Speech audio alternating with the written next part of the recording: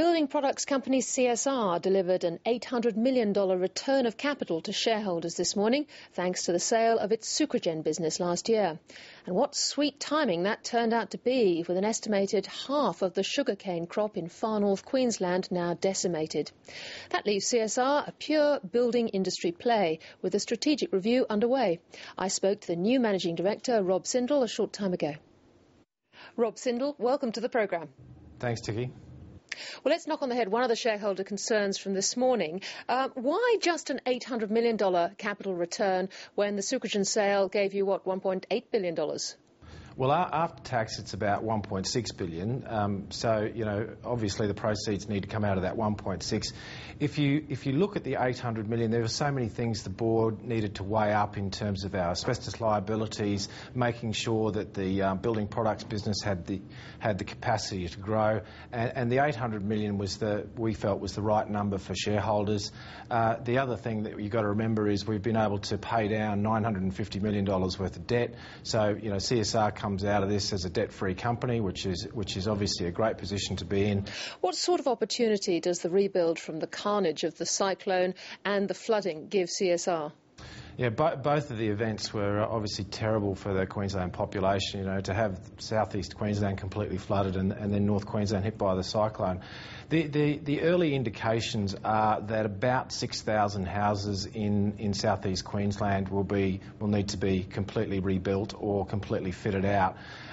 If you think about that relative to Queensland housing starts normally, 2 years ago we were building 44,000 houses in Queensland. This year we're going to build something like 34,000. So obviously there's an effect, but it's actually less of an effect than the decline in housing starts driven by, you know, the global financial crisis and the consumer being a little less confident about making those big purchases like a house. You know, it's the single biggest purchase most people will make in their lifetime.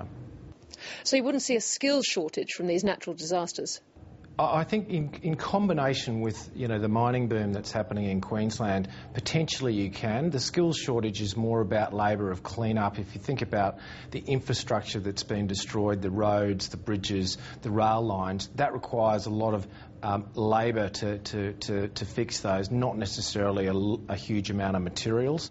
Now, until today, you've not said much about your strategy. You're clearly cashed up. What sort of framework have you got behind the strategic review? How are you going to position CSR? Over the last 10 years, you know, there's been a lot of corporate restructuring within CSR. Thankfully, that's now complete, and management and the board can just concentrate on growing and expanding the building products business. However, we don't necessarily want to go out and do a big acquisition. We think we've got a huge opportunity, particularly with the Viridian business, which we've talked about. It's been difficult, but also our other businesses, to improve the performance of those businesses over the next 12 to 18 months.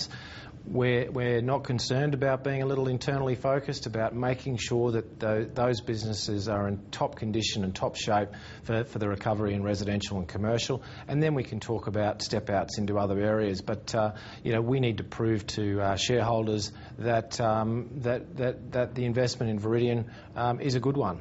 So you're concentrating domestically, and CSR is very much an Australian play now. Where is the volume growth going to come from within Australia? Well, it's Australia and New Zealand. We mustn't forget we've got a relatively large presence in glass, in bricks, in insulation in New Zealand, so that'll continue to grow. Really, the opportunity is, if you look at where we are in the cycle, we're at the bottom of the residential and commercial construction cycle. There's underlying demand for housing. We've seen housing come up to about 165,000 starts this year. Admittedly, a lot of that was the social housing program, but we've got good, strong population growth in Australia. We've got good, strong birth rates. We've got demand for housing. We've got demand for land, and government needs to help. Government and industry needs to help get those people into affordable housing wherever they live in Australia or New Zealand. You've signalled that you will look at acquisitions at some stage. Now, where in the building industry can you get revenue growth above GDP? Well, you can. Interestingly, you can in glass. You can in energy-efficient products. So if you think about, insulation as the regulations change, if you think about glass, you'll get that. You'll get it in. I suspect, despite governments playing with, with solar rebates, you'll continue to have growth in solar energy. You'll have continued growth in efficient hot water systems. So there's lots of opportunities. You can combine solar with roof tiles. There's lots of opportunities for growth where there's both innovative products that are available, plus the pure opportunity that the demand of energy efficient products will increase over time. Rob Sindel, a busy morning for you with shareholders. Thank you very much for joining us on Late Line Business. Thanks, Tikki.